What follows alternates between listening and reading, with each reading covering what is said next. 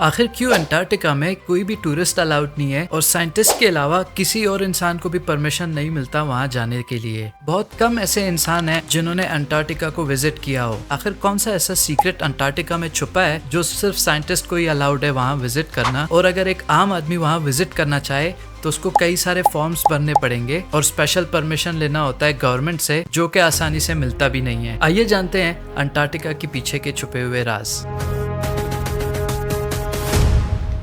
सबसे पहले जानते हैं कि अंटार्कटिका लोकेटेड कहाँ पे है। अंटार्कटिका हमारे अर्थ के साउथ हेमिस्फीयर में है और चारों तरफ ओशन से घिरा हुआ है। अंटार्कटिका पूरे अर्थ में सबसे ठंडा, सबसे ड्राई प्लेस है और वर्ल्ड का सबसे लोएस्ट टेम्परेचर अंटार्कटिका में ही रिकॉर्ड किया गया था, -89 डिग्रीज। और ये साउथ पोल में नहीं बल्कि साउथ पोल से थोड़ी दूरी पर रिकॉर्ड किया गया है। ऑलमोस्ट पूरा का पूरा अंटार्कटिका आइस से कवर है और ये दुनिया का सबसे आइसोलेटेड लोकेशन भी है।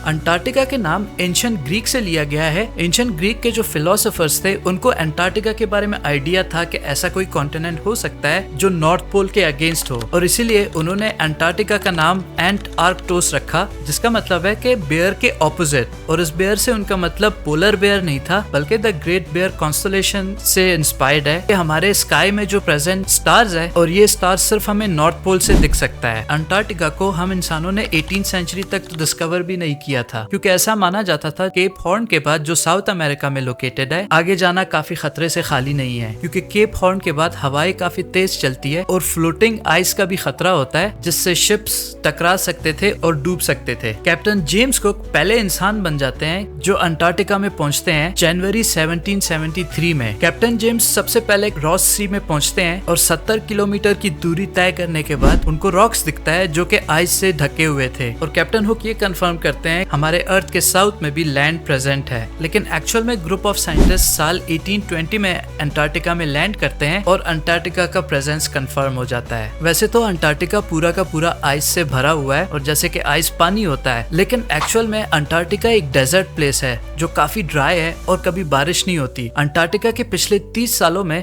सिर्फ 0.4 इंच की बारिश हुई है, जो अंटार्कटिका को एक्सट्रीमली ड्राई प्लेस बनाता है। और अंटार्कटिका की खुद का टाइम जोन भी नहीं होता। जो भी हमारा टाइम जोन होता है वो अंटार्कटिका में जाके एक सिंगल पॉइंट पे मिलते हैं, जिसका मतलब है अंटार्कटिका में कई डिफरेंट टाइम जोन हो सकता है। और अंटार्कटिका में जो साइंटिस्ट हैं वो अपने कंट्री के टाइम के हिसाब से ही चलते हैं। तो मानो अगर कोई अमेरिका का साइंटिस्ट है तो वो अमेरिका के टाइम जोन के हिसाब से मैनेज करेगा, और अगर कोई इंडिया का साइंटिस्ट है तो वो इंडिया के टाइम जोन के हिसाब से। और ये चीज साइंटिस्ट को थोड़ा कोऑर्डिनेशन में भी प्रॉब्लम देता है।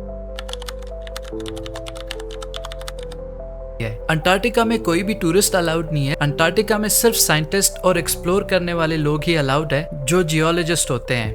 लेकिन अंटार्कटिका काफी खूबसूरत जगह है। अंटार्कटिका में काफी सारे ग्लेशियर्स हैं और अंटार्कटिका का इकोसिस्टम काफी यूनिक है। अंटार्कटिका में एनिमल्स भी एग्जिस्ट करते हैं जो ठंड में रहने वाले एनिमल्स होते हैं। अंटार्कटिका एक ऐसा कॉन्टिनेंट है जहाँ पे कोई नेटिव ह्यूमन नहीं मिलेगा, मतलब कोई आदिवासी नहीं मिलेगा आपको। यहाँ तक इंसान पहुँच नहीं पाया क्योंकि इसके चारों तरफ ओशन से घिरा हुआ है, तो हिस्ट्री में इंसान यहाँ तक ट्रेवल नहीं कर पाए। वैसे तो अंटार्कटिका का कोई बॉर्डर नहीं है या प्रोटेक्टेड नहीं है कि कोई आपको वहाँ जाने से रोके, लेकिन वहाँ के लिए कोई फ्लाइट्स या कोई रूट भी नहीं है जो इजीली अवेलेबल हो टूरिस्ट के लिए या कोई आम इंसान के लिए। अंटार्कटिका नो मैंस लैंड है, लेकिन काफी सारे कंट्रीज अपना क्लेम मानते हैं अंटार्कटिका में, जो कि ऑफिशियल नहीं है।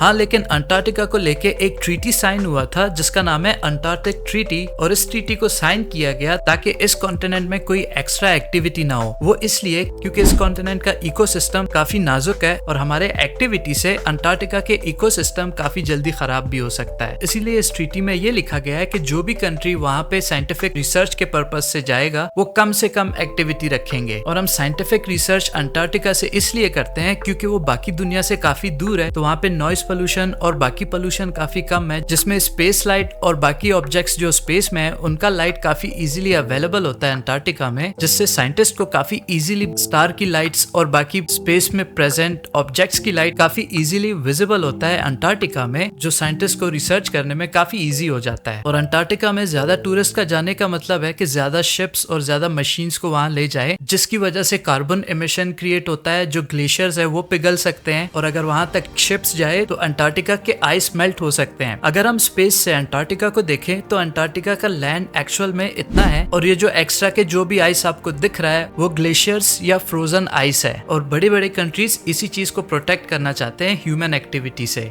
लेकिन अगर आपको फिर भी अंटार्कटिका जाना है तो उसके लिए आपको एक स्पेशल परमिशन लेना होगा, जिसके पीछे आपको रीजन देना होगा कि आप आखिर अंटार्कटिका क्यों विजिट करना चाहते हैं। अगर आपका रीजन सेटिस्फैक्ट्री है, मतलब आप किसी रिसर्च पर्पज से जा रहे हो या आप साइंटिस्ट हो, तो आपको परमिशन मिल सकता है। और यह एप्लीकेशन हमारे कंट्री की गवर्नमेंट भी अप्रूव नहीं कर सकता।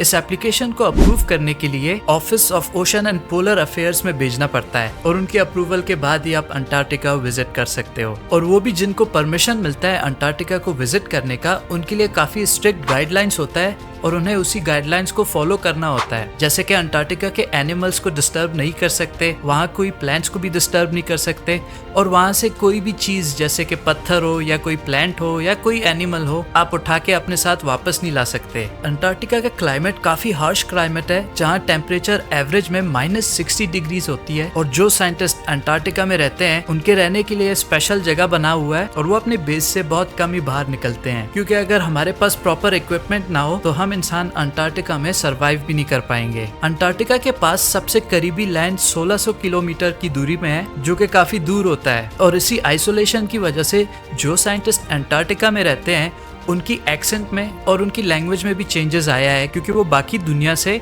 कट ऑफ हो चुके हैं।